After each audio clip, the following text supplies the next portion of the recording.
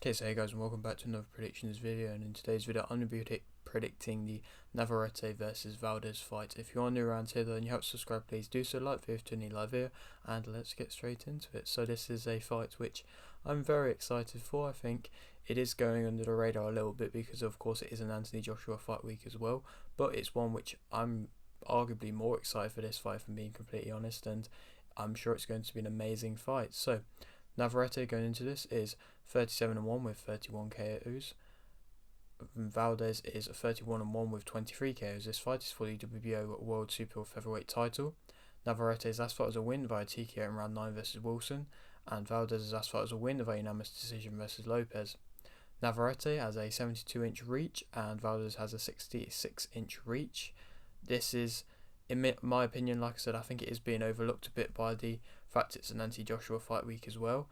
I think this definitely should be a fight that's in Mexico. I'm very much surprised that it's not in Mexico. It's a huge Mexican 50-50 fight, and it's been one that's been built up to be a huge fight, and I don't realistically know why it's not in Mexico. I know that they probably just want the money with it being in America, but I feel like it would have sold amazingly in Mexico. But you know, we've got it either way, and it's nice that we've actually got it. Navarrete's loss came via unanimous decision versus Argueta in 2012. Since then, he's been on a 32-win streak, and Valdez's loss came via unanimous decision versus Stevenson in 2022. So just to speak about the things I just said, so Navarrete got that 72-inch reach compared to Valdez 66. It's quite common for Navarrete to have that longer reach, but this is quite a considerable reach. That 5 inches is going to play, in my opinion, quite an important aspect in this fight, and well, definitely could. And just to speak about the last fights, I mean, Valdez was a convincing victory. Navarrete's, on the other hand, wasn't quite that. I mean, he got knocked down in the earlier rounds and then got hurt, I believe, in the 6th round as well against Wilson, and Wilson was boxing very well, but Navarrete just does what he does quite often, which can be slowing, starting, and getting hurt even a little bit at the start, but then just really getting his way into the fight and just being able to flip the momentum like that, which is just so impressive that he can do, which is such a difficult thing to do. But let's speak more about the fighters. So Navarrete, he's an awkward, unorthodox, explosive type fighter. He's going to be wanting a fight here. He has unexpected pounces the way he fights. If I don't even know if that's the right way of putting it, he just kind of appears in your face out of nowhere. It's crazy, and it's something that I don't really see many fighters do, and that's what makes him, in my opinion, so entertaining. He's aggressive, got great looping shots, he's got great shot selection, he improves throughout the fight, like I mentioned. He's powerful, he's got that one punch KO power. He's an inside fighter, he has that heart, that will, that desire.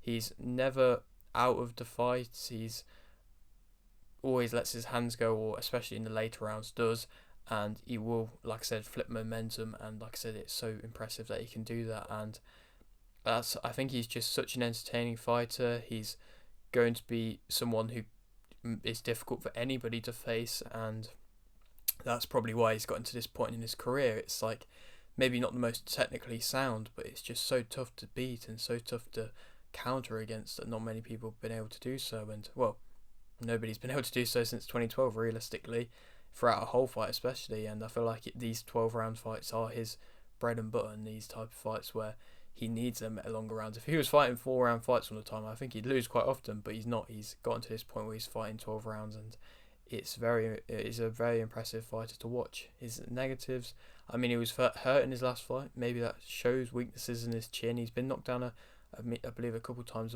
in other fights as well. He's, like I said, not overly technical. He's a bit wild, a little bit sloppy, has his hands down with a weak guard. He does get hit quite often. He struggles with the weight sometimes. He's a slow starter, can get frustrated, poor on the outside, throws sometimes for the sake of it, can be countered, and he's not got amazingly good movement. So I think this is going to be a very tough fight for Navarrete stylistic wise. I feel like it would be difficult to just be able to miss. I don't think he can afford to miss too many big wild looping shots in this, which he sometimes does, and he will definitely get punished for being sloppy in this fight. And I feel like there's a few things here, like he maybe throwing for the sake of it is a good thing, to be completely honest. Maybe it's a bad thing. I don't know. I feel like he has thrown for the sake of it means he's not going to get countered as much, but also means if he misses, then he's going to get countered more. So it's difficult to be in that position and seeing how he's going to be able to deal with it. But of course, that's what he's going to have to do, and he can't let this be an outside fight. He's going to have to make this somewhat of a war, and I think he's going to have to start quicker than sometimes he wants to do, and just hope that he does have the gas tank and the ability to be able to go on throughout the whole fight instead of just in the later rounds. But let's speak about Valdez. He's an accurate body puncher. He's technical. He's smart. He can punch hard. He hits hard in his own right. He's very tough. He sets up his shots well. He's got good timing. He's got a consistent output. Good jab. Good body movement. Can control tempo. Finds gaps and is very efficient with his work.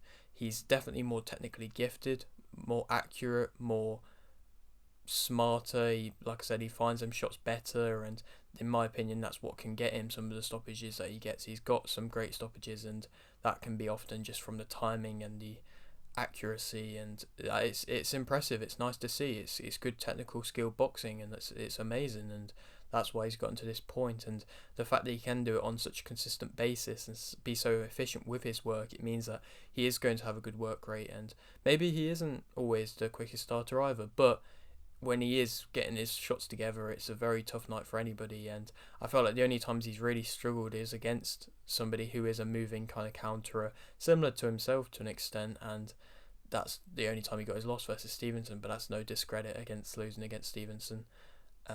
But other, I suppose, negatives, he can keep his head on the line a little bit. He's quite good at adjusting mid-fight or in between fights. He'll look and improve with every fight, and it's just sometimes he has that. He's possible arguments if he's past his peak. He's the older fighter going into this, and I don't know. This fight could definitely say if he loses this in quite emphatic fashion, then maybe there is arguments there. He hasn't, in my opinion, really fought somebody like Navarrete. I don't think there's many people that are like Navarrete, and that's what he brings to the table, and that's why it can be difficult for anybody, and he has to stay so focused throughout the whole fight. And I feel like if Navarrete starts quickly, he could catch him off guard and just be something that he's not expecting. And I mean, Valdez in his own right, he's suffered his own adversities. He's had injuries which have been during fights, after fights, and it's been stuff that he's had to deal with, and he's always been able to deal with it in the fight, but it's something that you don't want to be happening too consistently. In my opinion, I would probably say Valdez is the favourite for this fight, but I think that Navarrete will win via TKO in round 10.